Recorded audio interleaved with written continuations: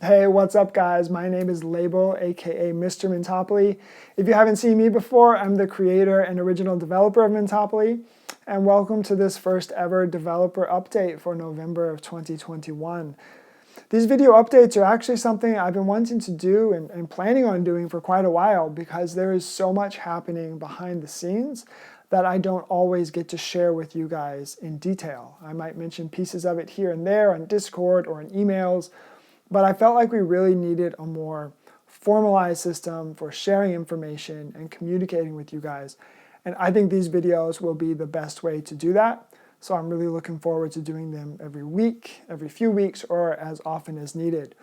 And I think the way they will work is I'll talk for a few minutes to share whatever I think is important, whether it's new game updates or something about the token or whatever I'm excited about, whatever you guys need to know about. And then I'll open it up to questions, and that might be in a town hall or an AMA kind of format, maybe live or maybe with pre-recorded questions. For this one though, I really just wanted to take a little more time, take a step back, and just share kind of the broad view of Mintopoly in terms of how it started, how it got to where it is now, and what's coming up in the short term. And that'll take a little longer, so we won't do questions for this one, but I will begin to set up a more formalized place where you guys can submit questions for the next one and beyond. So definitely be on the lookout for that. But all right, with all that out of the way, let me take off this stupid hat and we will get into it. Much better. So as I mentioned in this first introductory video, I really just want to give you kind of the foundation on how Mintopoly started, how we got to this point, and what to expect in the very near future. You may be surprised to remember that the game only launched this summer. It's hard to believe, but it's only been 4 months this week, at the end of July. It seems like maybe 73 years ago, but it was just 4 months ago. And the response from day one from you guys just blew me away. You guys were incredible. You were more supportive and passionate than I really ever could have imagined. And you may not know this, but I originally developed Mintopoly in the late spring and early summer as a solo project. I did all of the game design, the graphics and artwork, the user interface, the coding, the marketing, the smart contracts, the community management and social media. I just did everything. And I personally love those kinds of projects where I can incorporate different skills into one thing. I love doing stuff like that, but what I quickly realized is that the vision and the future of this game was going to become so much bigger than me personally.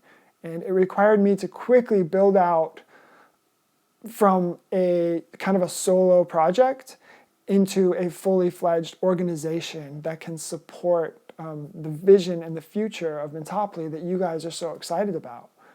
So these last 4 months have really been about that process. They've been kind of a whirlwind of ideas and initiatives and projects behind the scenes to create the kind of foundation that can take this Mintopoly universe from the core simulator game that I built into a much larger vision that you all have for this project.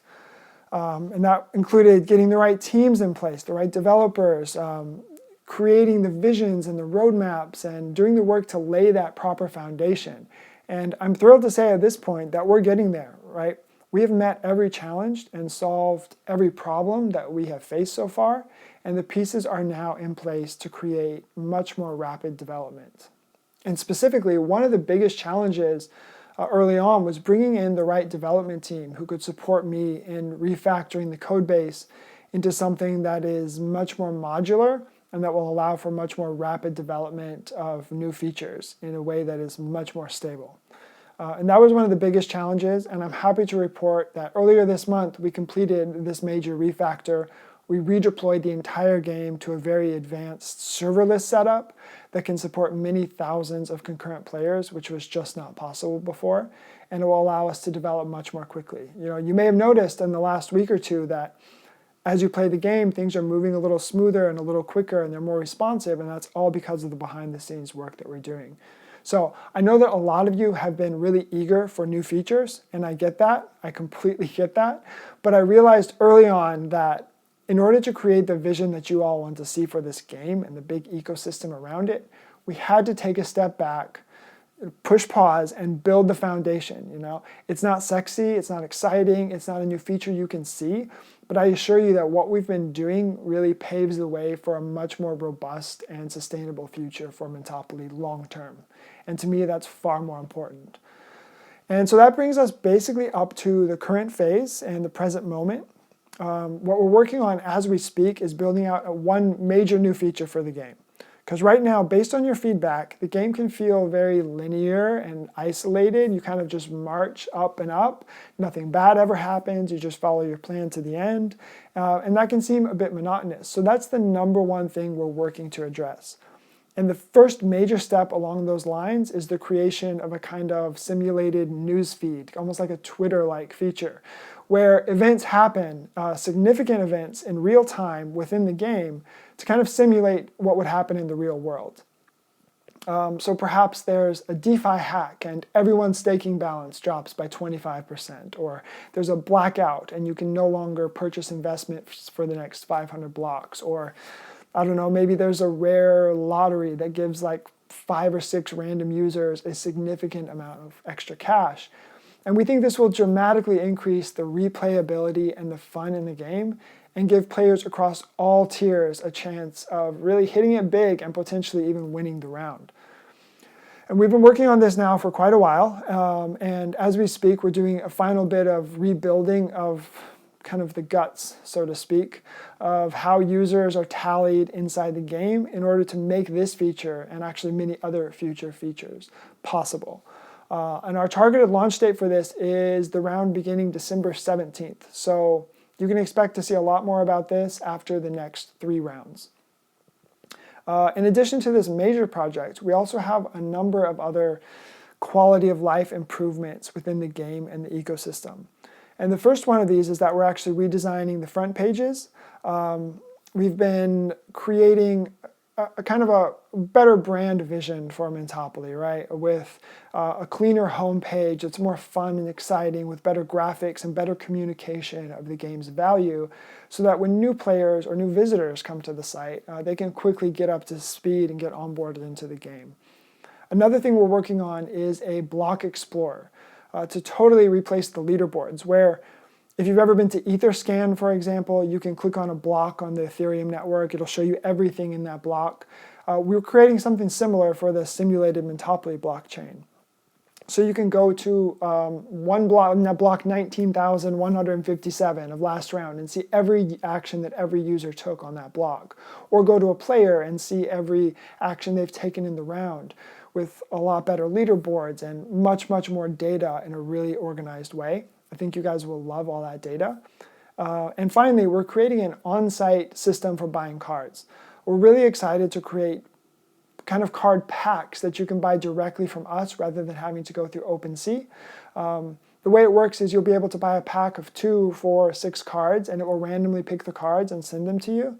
And that'll give you a rare chance of getting a Founders Edition card, which is a one-of-one, super powerful card. You'll also be able to buy individual cards, where if you want a yield farm, you can just buy a yield farm, and it'll send you one random card from the available supply. This will solve a lot of problems that OpenSea has. It'll save you a ton of gas, the prices will be a little bit cheaper, and I think you guys will really appreciate this new system. So all 3 of those features, plus the newsfeed, have been in active development simultaneously, and they're all at least 50% of the way towards completion. So you can look for all of those to be deployed before the end of the year.